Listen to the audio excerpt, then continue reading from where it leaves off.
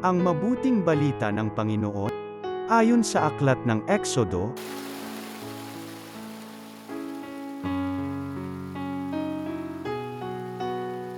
noong mga araw na iyon, ang mga Israelita ay nasa Rephidim at sinalakay sila ng mga Amalesita. Sinabi ni Moises kay Josue, "Pumili ka ng ilang tauhan natin at pangunahan mo sa pakikipaglaban sa mga Amalesita.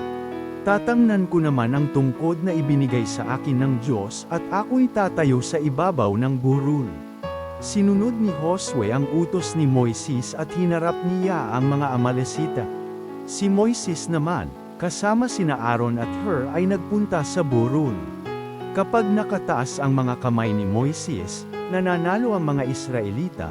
Kapag nakababa, nananalo naman ang mga Amalesita. Nang awit na si Moises kaya sina Aaron at Hur ay kumuha ng isang bato at pinaupuruan si Moises habang hawak nilang pataas ang mga kamay nito hanggang sa lumubog ang araw. Dahil do'y nalupig ni Josue ang mga Amalesita. Ang mabuting balita ng Panginoon.